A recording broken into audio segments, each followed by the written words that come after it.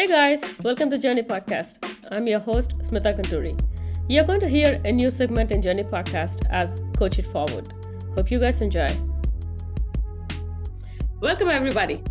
I have J. Robert Parker with me today. He is a union certified master hypnotist and the owner of Twin Ravens Hypnotherapy and Research LLC. Mr. Parker's mission statement is simple: to be the light for those of us who cannot see, the guide for those of us who have lost the way, and the peace for those of us who have forgotten. Welcome to the show, Mr. Parker. I'm really honored to have you here. Please go ahead and introduce yourself. Well, thank you very much for having me on. You did a very good job introducing me. I'm a hypnotherapist. And as to what that means, that is a very broad question. I basically use the natural process of trance and hypnosis to bring about positive change in people's lives. And one of the things I like to stress right away in all of the interviews that I do is that this is a natural process. This isn't metaphysical. This is a scientifically researched, monitorable process. You're actually in trance twice a day, naturally at minimum. 30 minutes before you go to sleep and 30 minutes after you wake up, you are monitorably in the state of trance. um, the the part of your brain that deals with the transition to sleep, it's called the reticular activating system, is also the part that handles trance. So they're pretty much, they're not quite the same, but it is part of that natural function of your brain. So I like to say that right away. Hypnosis and hypnotherapy, it's not metaphysical, it's not theoretical. This is a truly fascinating natural process of the mind. Very One well. first question for me, like, is there any reason behind the work that you do? Is there any personal story or like, yeah, why do you do this work? that is that is a story. So I've done many interesting jobs in the past. I was a tattoo artist for many years. I've I've got medical training, all of these things. But on that path, I had just moved states and I was working as a chef at a resort. And that's where I met my partner. We did the classic and predictable cook gets with the waitress story. And that was neat. It was okay work, but then the pandemic hit. And needless to say, we were out of a job. And I had kind of seen the writing on the wall, so I kind of knew what to expect. So I had been kind of thinking, what do I do for money? Because I'm in a very small town in a very small state, and there's not a lot of options. Well, long story short, I ended up reading tarot cards professionally. I kind of reached into my bag of learned skills because I am nothing if not a collection of random talents. Uh, and I got a lot of satisfaction from that work. I I read cards from a slightly different standpoint. It's less predicting the future to me, and I look at them as archetypes of the human psychology and experience. Um, and there, I started noticing that there was some people that I was truly helping, like by giving that different perspective, by talking about their issues with them through the that lens of the cards. There was some truly positive work being done. And I kind of thought to myself, like, how do I do this and this only? How do I only help people? And full disclosure, before I attended the college that I attended, I went to a specialty school that does a 720-hour postgraduate program in hypnotherapy. Wow.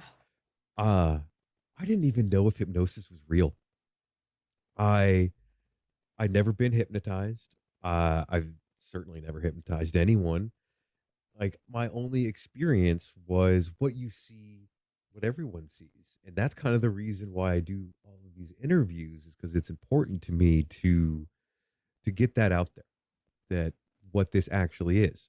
But anyway, so I I was kind of figuring out what to do, and the Facebook algorithm kind of put this hypnotherapy school in front of me, and I I hadn't really considered that before. My only experience with hypnosis previously is I have an old book from 1908 on hypnosis, and it's as wacky as it sounds.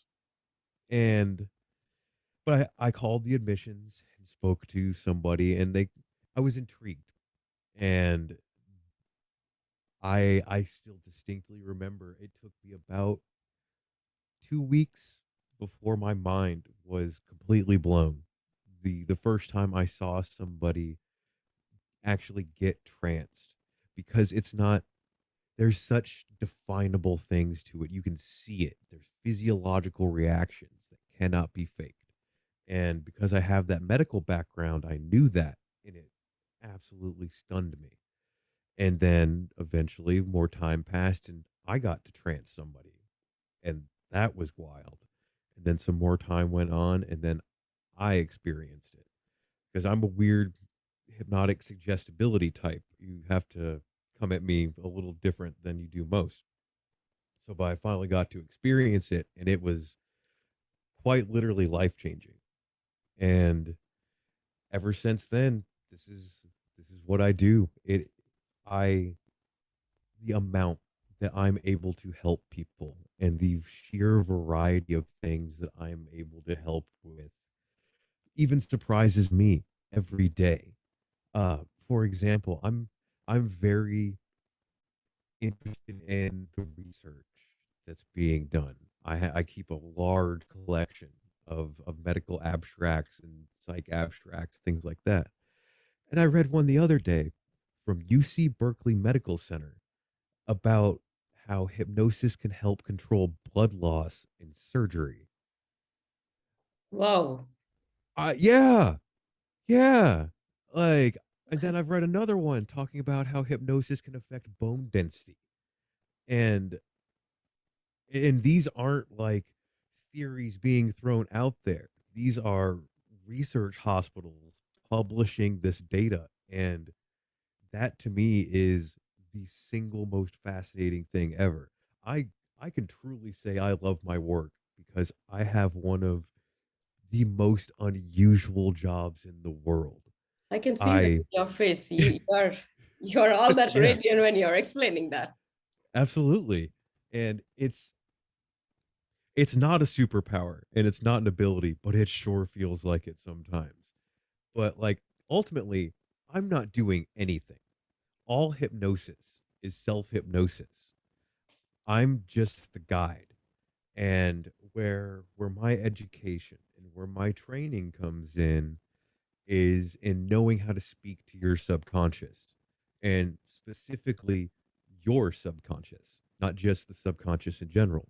Um, what I mean by that is, so the way a hypnotherapy session goes, at least with me, I can't speak to anyone else because um, so about the first half, or give or take, it pretty much looks like normal therapy. We're talking about your issue. I'm asking you how this makes you feel, how that makes you feel, things like that.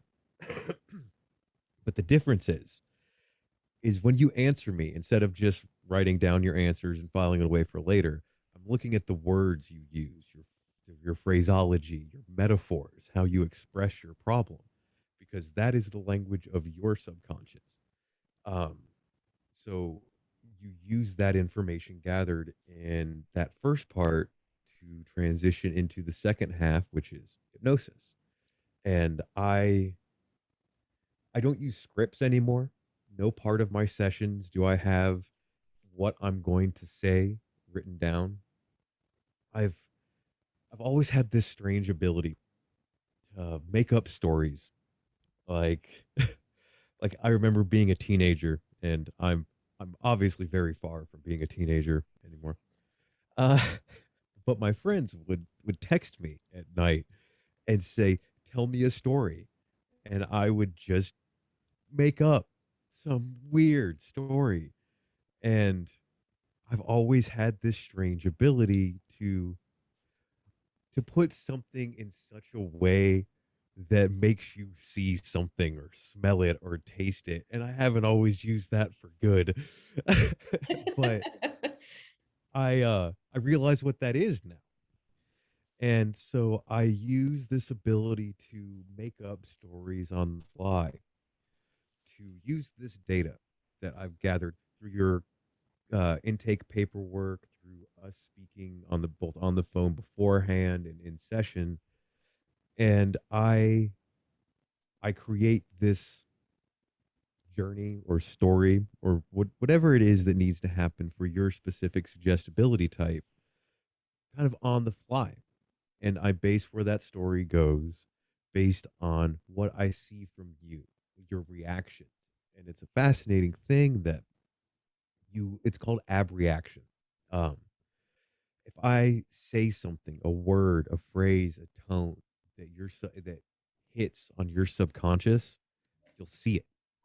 You'll see a facial expression. You'll see a reaction, and that's that's one of the strangest things. And so I guess I've referenced this thing called suggestibility a few times. And I should explain that. So what that means is kind of what it sounds like. It's how you are suggested to in hypnosis. And everyone is hypnotically suggestible. All these people that say like, "Oh, I can't be hypnotized." They're the fastest ones to go under. Like 100% of the time, if you walk up to me and say, "You can't hypnotize me," it's going to take me like 30 seconds to do it. You're already halfway there. It's a strange fact of life. Wow. But so the school, both metaphorically and literally, that I come from of hypnosis has something called the Enp System of Suggestibility. It stands for emotional and physical, and they're a little misleading, but that's that's the names they're given. Emotional doesn't really have much to do with emotion. They can more accurately be called head and heart ruled. So, and everyone exists on this spectrum of it. Generally, you're not all one or the other. That's very uncommon.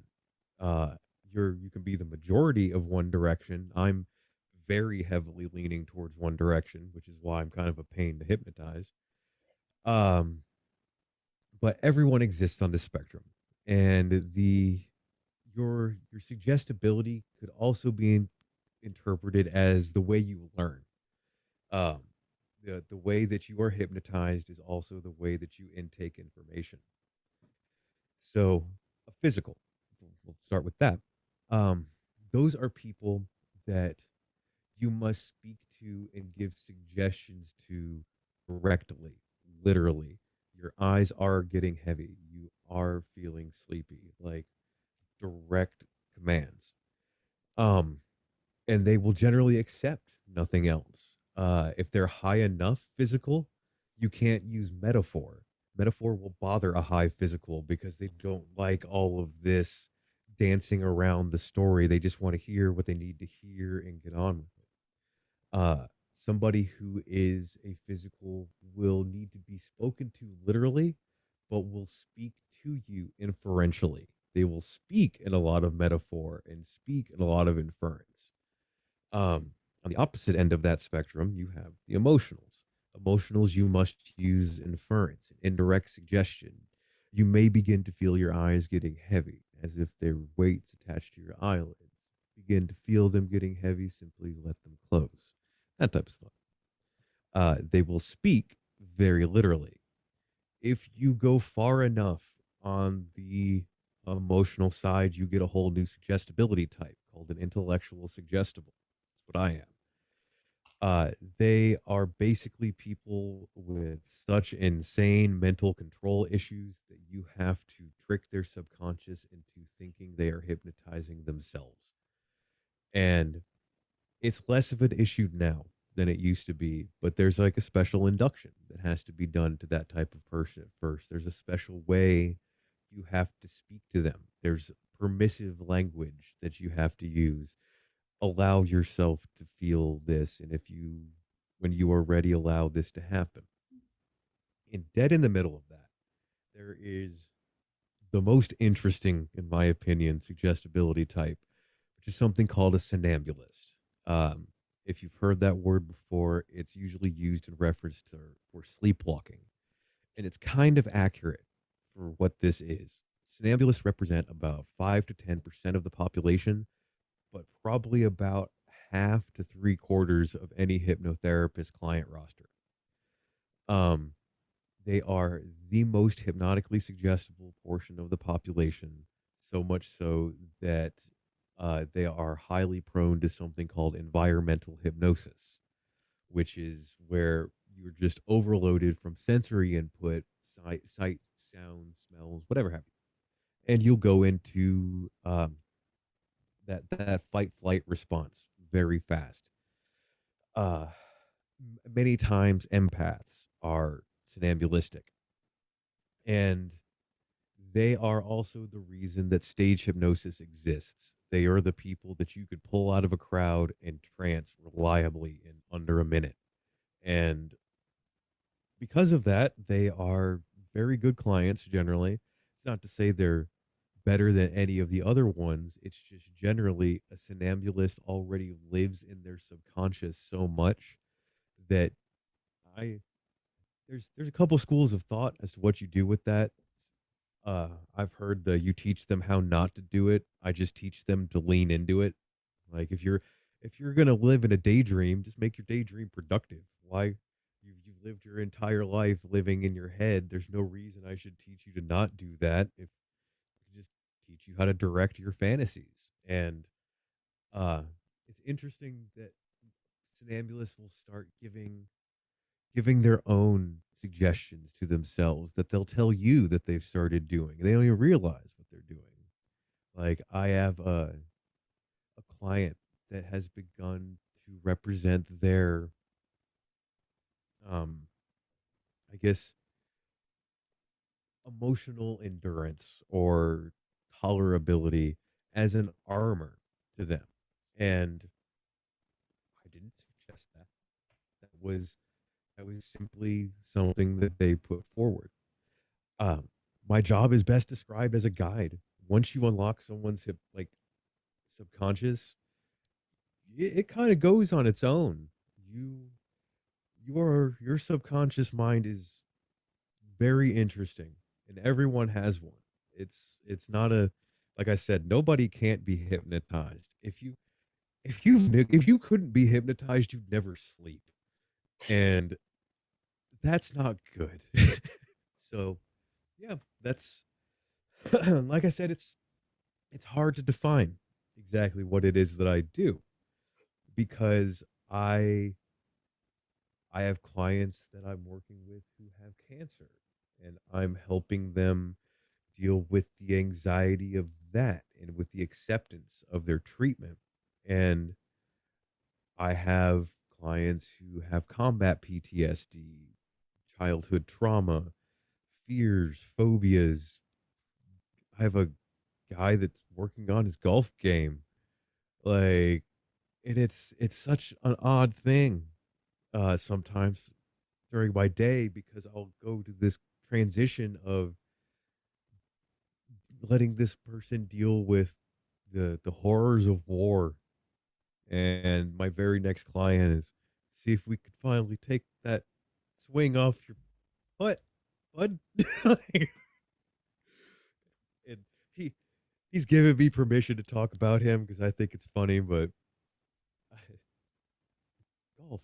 I mean, it works. It's a good example of just just how versatile this thing is because everything uh is I mean to kind of coin a phrase or an old phrase, it's all in your head, and that's true of everything. Memory exists as you remember it. Everything is this product of association and interpretation. um it's why um witness testimony is considered such a poor form of evidence because if you take 10 different people witnessing the same thing, you'll possibly get 10 completely different recollections of that event because of the nature of memory, the plasticity of memory, which is kind of what I deal with. It's not to say I alter memories, but that speaks to our association, what we choose to associate with things. Um, and that can get very unusual sometimes. A case that I like to bring up, and I've gotten her permission for this. I had a stop smoking case. This woman chain smoked Marlboro Reds and had for years. Tried everything she could to quit, couldn't. And as I hear many times, you're my last resort. And we did a few sessions and we got to talking, and I eventually learned that this woman was very, very close to her grandfather. She loved him very dearly, and he died when she was very young, and she took it harshly. Can you guess what kind of cigarettes her grandfather smoked? Oh, okay. Yeah. And we came to learn that this smell association, the scent, because Marlboros have a very distinct scent, uh, that's what she was running to for her anxiety and when she felt bad or anything. She was running to this memory of her grandfather.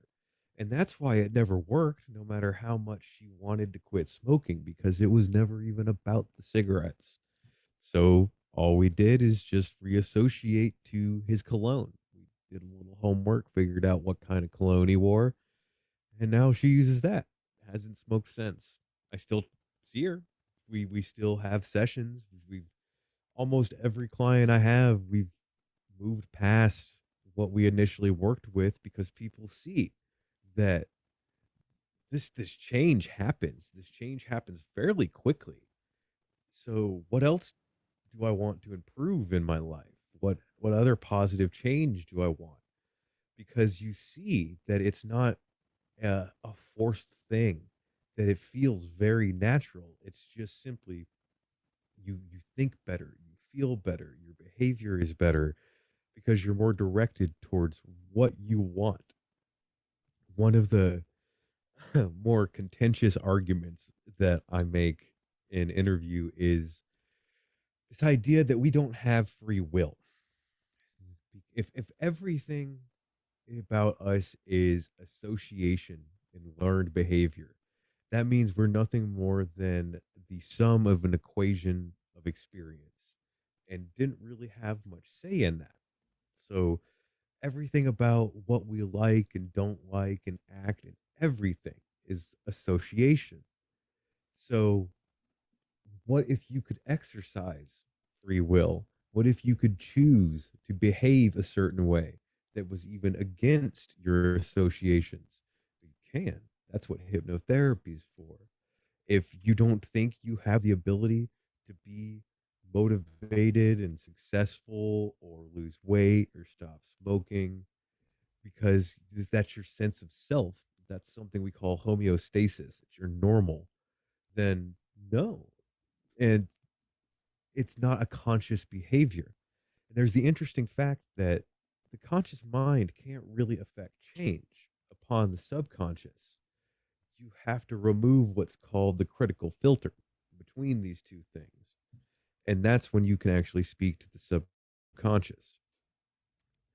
And kind of to wrap up that rant, one of the most fascinating things about what I do is hypnosis has become scientific at this point. I could hook you up to biofeedback machines. I could show you when someone enters trance, when they accept a suggestion, reject a suggestion, all of these different things.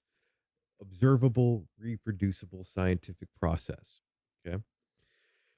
But all of these words, subconscious, conscious, critical mind, fight or flight, what is that? What, those are words attempting to define something we don't know. They are Yep. all words attempting to define consciousness. And it's the interesting fact that I have this job that's working with this thing that I can predict what it happens, but I don't know what this thing is. Nobody does. Like it's that's one of the reasons that research is also in my name, business name, because consciousness research, hypnotherapy is at the forefront of that. We are one of the main professions being used for consciousness research. And I would love to be a part of that. It's this new science that's coming out that we're realizing that all of these things, yet again, that we've been calling magic for many years aren't. They're they're part of this quantum area of physics and science. And lo and behold, we're now proving all of these previously what we thought were mystical concepts through science. And one of my heroes, or I'll go ahead and call him a hero, even though make him uncomfortable, is this guy named Dr. Dean Radin. And he's the head of the Institute of Noetic Sciences here in America. And they are the ones doing that research, doing consciousness research, doing quantum research on that level. And it's fascinating to me because once we once we prove who we are and what we are, because that's the most basic question of all, for all of our knowledge and all of our toys, we can't answer that basic question. Like, why are we even, why is everything? Like, why do you perceive? What are you? And that's that's an interesting question to explore with my job because there's all sorts of interesting things that I can do. If you want to meet a past version of yourself, we can do that. Future version, inner child, your shadow self, whatever have you, any aspect of your consciousness. And the most frequent question I get is this real? Like, was what I just saw real? Um, why it's I don't know how to answer that. Sure, yes. What is real? What is it a memory? Yeah. Can you remember it? Yeah. And sure, it's real. It's just as real as you remembering an event 10 years ago at this point. I can't verify what you saw is factual and historically accurate one way or the other, but your experience is real. What you saw and learned and felt, that's all real. And it's it's fun to throw that question out there of what's even real? What does that mean? What if memory is not objective? If we don't remember things as they happened, what does it even matter?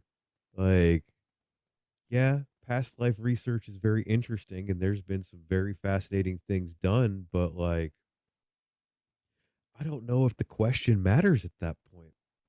Like we have you ever had a very profound dream like that really stuck with you? Yes. Yeah, so have I. Feels real, doesn't it? Yes. You learned lessons from it. You Yes. carry it with you. So what's it matter to say if that actually happened or not? It's your experience. It's part of your experience. And it's it's because of that that we really have to ask if you want to go down that rabbit hole of what what our perception is, what that even means, and how much perception actually means. And it's when I'm kind of not just a hypnotherapist in a way, because the way I was trained, we weren't just trained how to trance people. Obviously, 720 hours, I hope they teach you more. We learned this whole encompassing notion of what the subconscious is and how to speak to it, and these different aspects of ways to approach all of these different situations. And it gives you a lot of perspective. One of the main things I do, I tell people who come to me to be my client, this isn't going to be just me giving you suggestions. That's not the type of hypnotherapist I am. That's not a hypnotherapist. That's a hypnotist. That's all that is. Um, there's an education to working with me. I explained this Enp system that I spoke on briefly earlier, is how it relates to you and how it relates to the way you personally interpret and experience the world around you. Um, there is an education to your mind, what's going on with that. And what I mean by that is uh, media, advertising, marketing, all of these things, they 100% know about hypersuggestibility and trance and subconscious suggestion and association. And until such time as you learn how to take control over your own mind, you're vulnerable to those things. And that's what I like to emphasize. Hypnosis is not mind control. It's the exact opposite. It's getting control over your own mind. Because how can you expect to play a game? Because it is absolutely a game that's being played. One, if you don't know that there's a game being played and you don't know the rules, you don't know what you should avoid, you don't know the way to work within this system. Think about how, remember how I told you that we're in that trance state, which could be defined as the theta wave pattern of your brain 30 minutes after we wake up. Think of all the things some people put themselves through 30 minutes after they wake up. They they turn on the TV or they start looking at their phone and they immediately start having advertisements and all of these things pushed at them, so it just bores into their brain. uh what you do in that first 30 minutes is so important. It's why morning affirmations exist. It's why nightly affirmations exist. They're literally hypnotic suggestions you give yourself. Last night I um saw a video related to that. I was yeah, thinking to ask that you are there yeah, already. Yes. yep. uh I've never been a big affirmation guy, and but I realized that it is kind of important. The thoughts that you have when you wake up are very important. And there's this concept in, have you ever heard of NLP, Neuro Linguistic Programming? Yes. Uh, and NLP was made by observing Milton Erickson, a hypnotherapist, the best one of the time, debatably. And I've every hypnotherapist I know uses NLP, but not every NLP guy I know uses hypnotherapy. They don't know where it came from. But one of the things that I like about NLP is this concept of mindfulness and Mindfulness. mindfulness. Mindful. Uh, Sorry. yeah. And what that means is being basically conscious of your thoughts. Hmm. If you hear yourself starting to have negative thoughts, actively and consciously stop that and make yourself think something different, even if it's absurd. Like if you see yourself getting depressed or angry about a situation, instead of running through all of these possibilities in your head of why you should be angry or why you should be sad, make it into a different situation entirely in your head. Make something up that's comedic, and it diffuses the situation in your own head because you can't think clearly whenever you're letting your mind kind of go off on this tangent, and we all do it.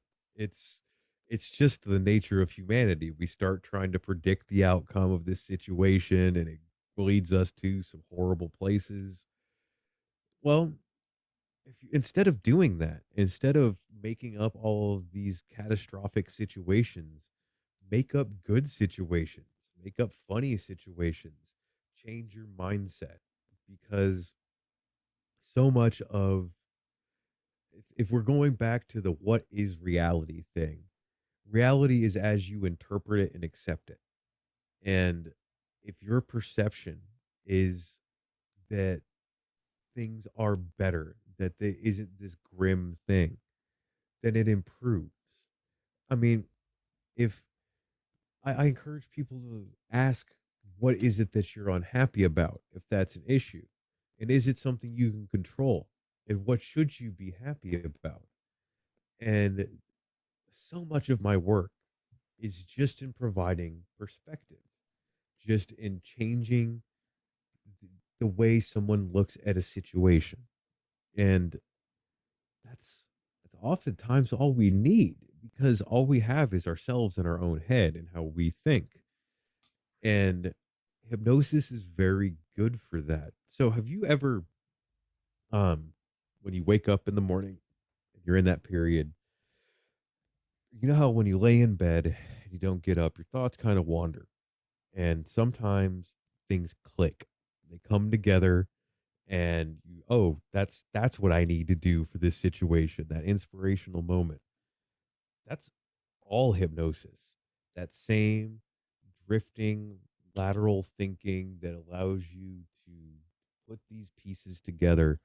That's the entirety of trance state.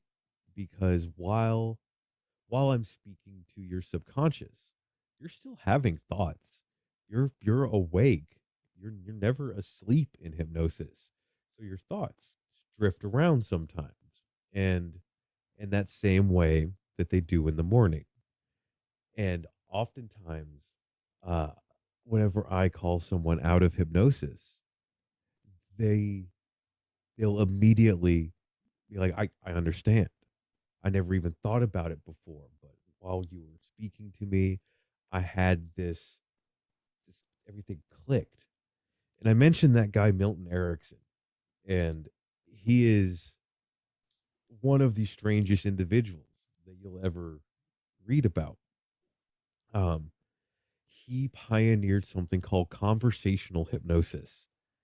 He would never actively and knowingly put you in trance, according as far as you knew. He had an induction that was a handshake, and he would just tell stories to these people and give metaphors and start this conversation.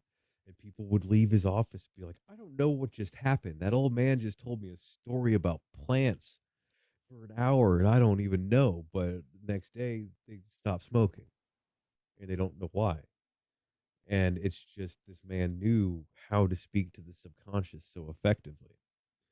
Another interesting thing I always like to bring up, you know who Edgar Casey is? No. The sleeping prophet, the guy that, okay. Uh he is somebody from the 30s who was, as he claimed, accessing the Akashic records. And this man got so much notoriety that he at one point had a medical hospital based upon what he was able to collect in a trance state. And he got to this state with the aid of a hypnotist. It wasn't something he did on his own, it was something that he was put into. And he also claimed that it was something everyone had an ability to do. And I kind of can't question that because of the resources that I've been able to give people, the change that I've been able to see in people. And that's the interesting thing. It's not to talk bad on therapy, like traditional therapy, but one of the main complaints that I'll hear is, what's the point? I don't understand what the point of this is. I'm just talking. And of course, the standard therapy answer to that is, oh, that's part of the process. You can't rush it. And it's true. But with hypnotherapy, um, people always ask, how long is this going to take? And I can't answer that question because everyone's different. But what I can say is you will see change. You will see progress. It's not like that traditional extended model of therapy. Um, Sigmund Freud did not like hypnosis, but he actually said that psychotherapy was totally inaccessible for the majority of the population. That intense psychoanalysis was far too expensive and time consuming for the majority, and you needed a shortcut. And even he acknowledged that the only possible shortcut to that was hypnosis. So that's that's kind of where it is. It's this yes, you do deal with your issues and your problems and whatever this has led to your behavior, but it's done differently. Like for example, if you have a trauma that you want to get over, I never ask you what that trauma is. We never talk about that because that's unnecessary. To talk about it is to re-experience it and re-traumatize yourself every time. Why do I need to know the details? I just need to know where you're at afterwards and what we need to do to change that interpretation. And it is not through directly re-experiencing the events. Um, Basically, it's in so all trauma, all fear, all everything is our subconscious trying to protect us. It's always with a good purpose. And Mhm. with a trauma, with a fixation upon a memory or an event or a series of events, your subconscious is choosing to hold on to those associations because it is attempting to protect you to and by keeping these things at the forefront. If your association was not to those things, if your subconscious did not believe that those were necessary to your survival, well, the story changes a little bit. It becomes more of a we focus on the resolution and we focus on what was gained from the event. And one of the things spoken of a lot is sometimes a very unusual thing to think of at first, and that's the gifts of trauma. And it's very true because you don't go through a traumatizing event without gaining something, without becoming stronger or smarter, whatever it is. You are a more improved version at the end, but you have to get over everything that happened. We have to learn how to compensate and cope for that. And again, that's not done by tell me in detail exactly what happened. It's no good. Like that's not what we want to focus on. So why am I making you recollect it again? And it's I've seen a lot of amazing breakthrough things come through with that because If I may again, ask, I have go a ahead, question. absolutely. Yeah, when you're saying that you don't want to know the detail of the trauma, how exactly do you work through their problem? If I'm Okay. not, for example, if I have a Mhm. traumatical situation in my past, if I'm not actually explaining that situation to you, what kind of an understanding that you will Mhm. have upon me on what help that I require from you? So, a good example of one of the things that I do to help someone work through a traumatic memory is in hypnosis, I will have them picture themselves in front of a large screen, like a movie screen.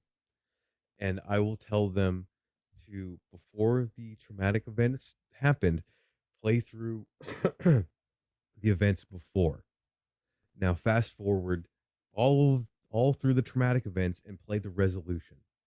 And now rewind that and play it a little faster. Play through the beginning, fast forward through the events. And what you're doing is you're blurring the association, the memory. So by the end, and there's more steps to this, of course. By the end, this association, this memory just becomes before and after. It's Hmm. no longer the middle. It is where I was before, where I was after. There's no longer this fixation upon the events that happened because those are now kind of the blurry part of it. It's now all about what happened after. You're okay now that things moved on from that. And that's not the only way, of course, that there is, but that's a good example of there being no need to know the details of this. And sometimes I do need some detail to help with the therapy. Generally, that's had in the actual life history questionnaire. There is never going to be a time in therapy where I ask someone, "Hey, why don't you tell me what happened?" Like, there's no need for that because I'm not a psychotherapist. I do not practice nor am I licensed for psychoanalysis, and to begin to dissect that memory and that trauma treads a little too close to psychoanalysis. But what I can do is, apropos of detail, change association, change the way you view a situation, and I can do that without detail. One more question in that Absolutely. sense. When you say you don't need the detail and you are working on me, but without actually going to that situation, specific situation, for me also to identify, let's just say you are talking to me and all I expect from you, like, okay, I'm going to talk about my trauma to you and you will give me the suggestion or whatever the solution or the therapy that I require. But if that is not the questionnaire that you are going to talk to me, what is that I can expect from you? I am going to ask you about how you feel about the situation, Okay. not the specific events that happened, but your emotional association with them. Example. Uh, so I would ask, so this event that happened, um, how'd you feel afterwards? How do you feel now, looking back about that? And that alone will give you a lot of perspective because, like I said, memory is plastic. It doesn't matter almost what happened, it's how you feel about it. Because even non-traumatic things can be traumatizing to people because of their perspective, because of the way they have chosen to view it. And one of the things I always stress to people is don't don't ever judge someone's trauma, especially if it's from a, oh, I've been through worse. Don't ever say that. Like, that has nothing to do with nothing. Yep. Like, it doesn't matter if you've been through war and this person's cat died and now they're more devastated than you've ever seen anyone. It doesn't matter. That's actual pain. It's on a perspective. Just because you have the strength to compensate for your own doesn't make this person's any less. And I Absolutely. think that's a lesson that needs to be taken everywhere in life, that your own experience should not denigrate another's. Anyway, so, and that's, my concerns aren't with the specific events. My concerns are with the emotional associations. And oftentimes, by simply following the associations, not doing the, well, what happened and what happened then, the how'd that make you feel and what changed about that and why did you feel that way? And by following that path of examination, you will often get to some very surprising answers. Like I said with that woman before, you just wanted to quit smoking. You didn't know you just missed your grandfather. And it's everything, everything in my experience is like that. The reason you think for things that they're happening, probably not it. It's probably something that goes way further back. And one of the things I kind of come to realize the more I do this is we're all children still. We learn our initial subconscious associations from age 0 to 8. And there is a part of us that never leaves that. That is still our core self. We all have this inner child. And that is the core of our personality. And I believe that what it means to be an adult is parenting that inner child. You become your own parent because we all want to stay up too late. We all want to eat garbage for dinner and all that. But it's that voice in your head. And sometimes it's your own, sometimes it's your parent that says, oh, you can't do that. You have work in the morning, or you're going to be sick if you eat that before dinner. The same thing that you would tell a child.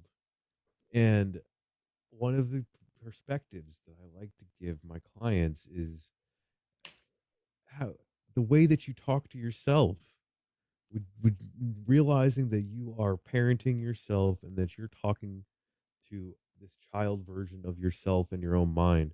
Would you talk to a child like that? Would you talk to your own child or someone else's child like that? Would you want to be spoken to like that? Did you like being spoken to like that when it happened as a child? No. Why are you still doing it? And by having this perspective of, yeah, there is always this part of us that is a scared child that needs comfort and care and understanding. Once you realize that, it becomes far easier to kind of deal with yourself, so to speak, because you start to have more sympathy, I find, for your own needs and for for your own wants, and you understand why you feel that way about things. And sometimes it is just as simple as taking that perspective, taking a step back and thinking like, "Oh, why am I reacting to this situation like this?" And oftentimes it comes back from that little kid version of ourselves.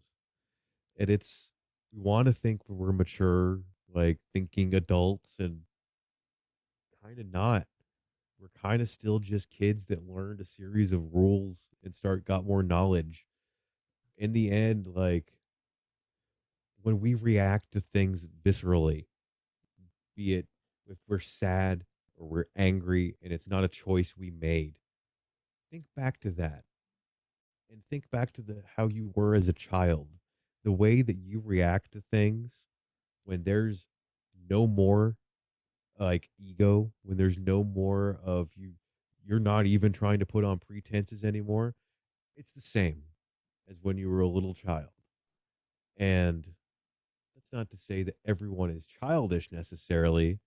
That's simply just the core of our behavior. And it's always how it will be. And that doesn't mean that if you had a bad childhood that you're just screwed forever. That just means it's all the more important for you to learn how to be that parent to that inner child version of yourself that was neglected, because you don't have to carry on that legacy of neglect. That's how we get what people refer to as generational curses.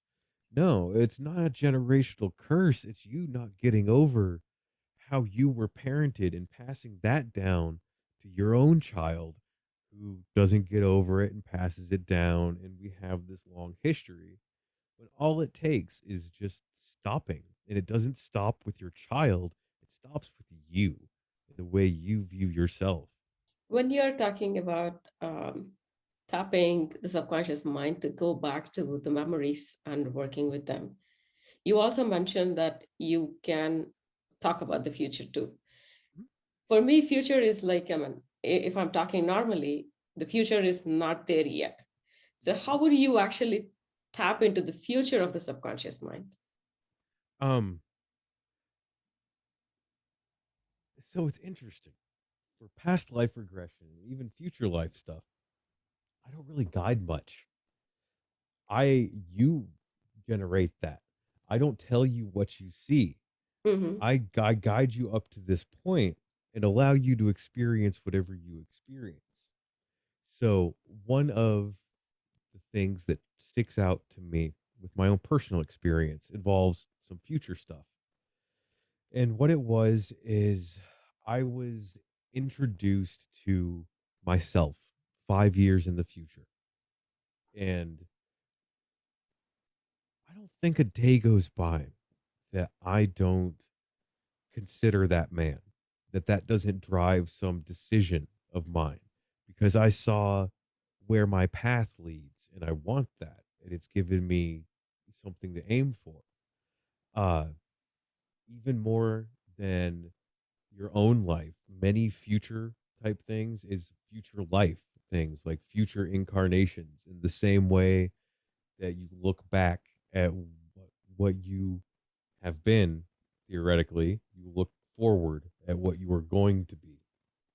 And I it's basically the same as a past life regression in that same aspect of, was what you saw real?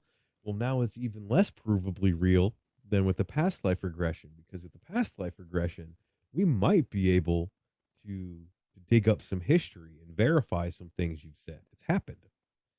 Uh, that's something that's not even happened yet. A couple hundred years in the future, maybe. Yeah, let me get on that. I can't exactly Google that. Like, but again, it doesn't make the experience any less significant, because experience is experience. If a dream can be as profound as they so often are, a hypnotic experience can be even more so, because you have an awareness. There isn't that fleeting memory of a dream. Um, there is such a thing as hypnotic amnesia, where you don't remember as much, but you can be instructed to remember what you need to remember. That in itself is a suggestion. Thank you for that explanation. And you also mentioned head and heart rule. Would you mind to explain a little more about that? Yeah. So, um, the physical would be defined more as heart rule, because they are people that put their physical body forward to guard their emotions, whereas an emotional is somebody who is more head ruled. There's somebody that puts their intellect forward, so, or their body forward, or vice versa. Sorry, yeah, but the exact opposite. They're ruled by logic, by reason. The other side is ruled by emotion and passion, and that's why there's often the perception, with emotionals, especially by physicals, of a distance, kind of an aloofness, because they don't have that same requirement of um, social interaction. Like I said, I'm a high emotional. I could sit alone in my room for days, weeks, never be bothered. And but at the same time, if you put me in a group of people, yeah, I can hang okay, but I have a battery at that point, and like I reach a level where I just can't anymore, and I'm just gonna leave. Uh, and I came to realize that, because part of this understanding of yourself comes an understanding of other people. And I always thought people that needed social interaction, there's something wrong with them. Are you desperate for attention? What is it you want? No, it's in the same way that I need my space, that I need solitude, they need social interaction. That the same way that I would feel stuck in a crowd of people, not able to get out, is the way they feel stuck, not able to interact. So that kind of gave me some sympathy for those people who previously I'd never understood.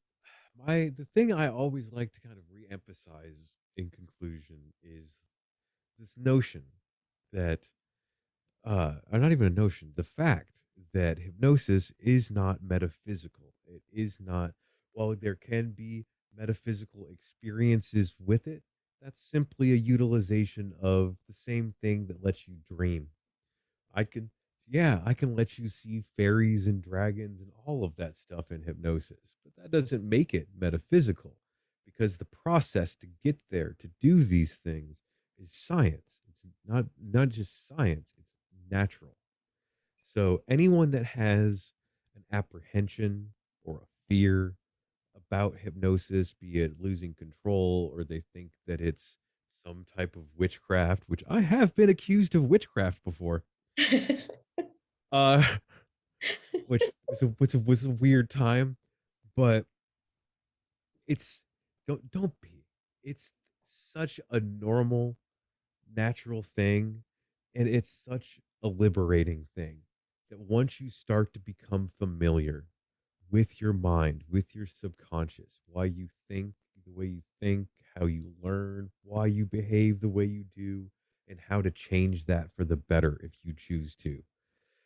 These are all things that I think every person should know. I struggle with what to call it, because it's not mental health. It's not emotional health. It's something different. And the best way to put it is psychic health. But I don't like that, because there's connotations to the word psychic I don't like. Like, But by the definition, this is what it is, because it has to do, it's of the psyche. It's the way that you process that information, the way you think. And that's not necessarily mental, and that's not emotional. It's something different. And the only way to increase that level of health is by becoming familiar with the trance state and how it involves you in day to day life.